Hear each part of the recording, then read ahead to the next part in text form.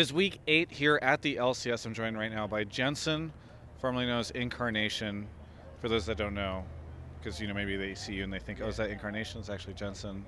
Now they know. Jensen, we're talking about that Renegades game just now. Renegades seems to be getting closer and closer to actually beating good teams, but always losing at the end. Got really close this game. What happened? Why did things go so awry in the beginning?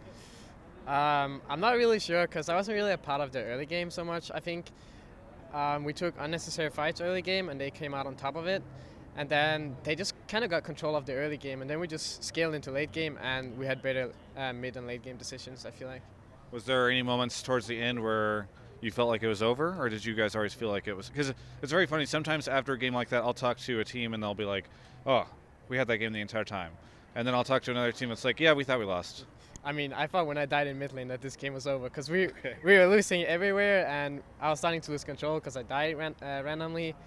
And yeah, and then we had a Baron that was like 50-50 and thankfully Rush got the smite, so we got the Baron. From then on, I felt like we just had control of the game. Yeah. What was it like knowing that Ninja and Seraph were coming in and that you guys would have to play against them rather than the typical roster?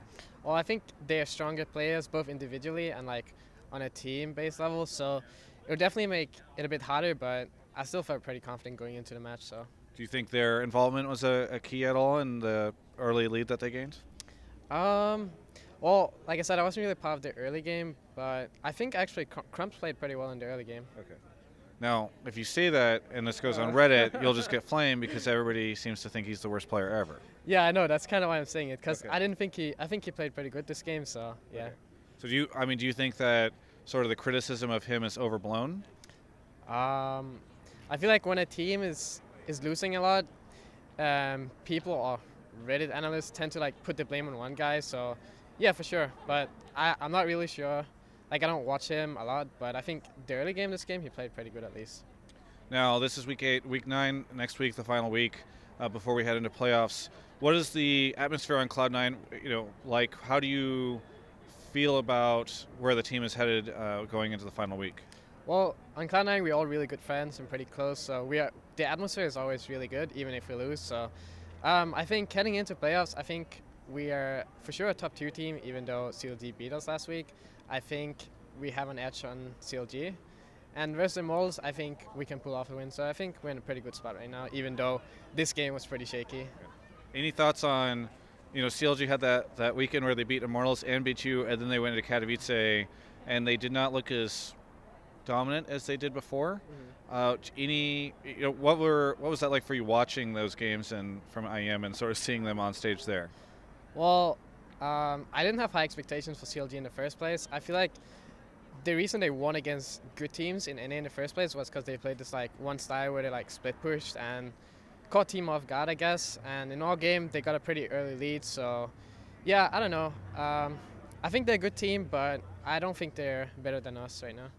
Talking to you right now, stepping away from the game, noticing that your glasses look like they're Cloud9 glasses. Was that intentional? There's the same color blue?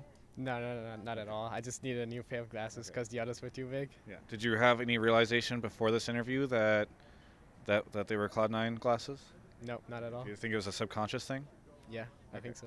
Well, we figured that out. Finally, I just met with a couple of fans that came here from, I think, Arizona, and they asked me who I was going to interview. I said Jensen. They freaked out, and I said, what should I ask him? One of them asked me to ask you, what is the weirdest fan experience you've ever had or interaction with a fan?